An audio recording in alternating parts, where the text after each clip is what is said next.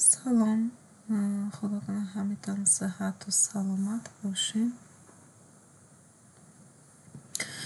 ببینین، ما شما اگر خواسته باشیم یک جنس را از علی بابا خریداری کنیم و در آمازون به فروش برسانیم، این هوم پیج علی بابا هست و عموما امو پرودکت های را نشان میده که ما شما همه روزه سرچ کرده باشیم در هوم پیج، اونا را بر ما نشان میده. اینجا یعنی از هر پرودکتی که سرچ کردیم انواع مختلف شما با قیمت های مختلف و کوالیتی مختلف دیده میتونیم. حالا اگر ما شما خواسته باشیم در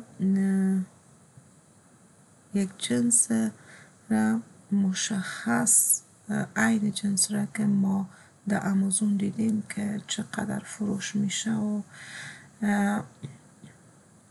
چقدر آید داره استیمیت کردیم قبلا، مثلا در FB کالکولیتر و با استفاده از دیگه طولا آل میم در اینجا مشخص عین جنس میخواییم پیدا کنیم. خب اینجا ما شما قبلا دیدیم که میتونیم که کیورد جنس نشته کنیم، سرچ کنیم، اما مشخصا اگر عین جنس بخوایم پیدا کنیم میم در ایمیج سرچ کلیک میکنیم، تصویر خود اپلود میکنیم از اینجا به هر قسمت که ما تصویر ذخیره کردیم در کامپیوتر او را انتخاب میکنیم.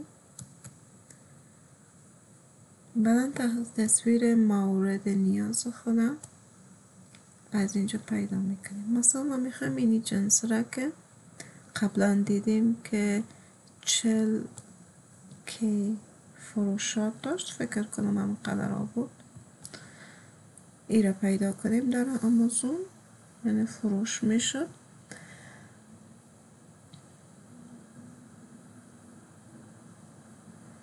ببینیم عین جنس اینجا بر ما پیدا کرد، درست است، با قیمت های مختلف.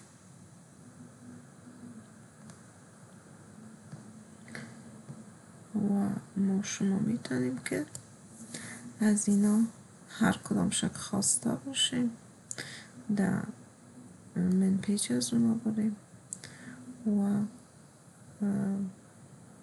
معلومات بیشتر در مورد از اینا پیدا کنیم.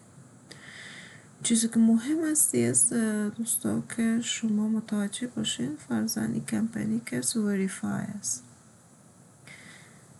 و تمام اسناد از اینا موجود هست، با علی بابا وریفای است. اما این کمپانی وریفای نیست، مشکل ندارم، میتونیم که از این کمپانی ها ما این جنس ها را خریداری کنیم، اما بهتر است که ما از کمپانی هایی که وریفای هستن از اونا خریداری کنیم، بسیار خوب میشه.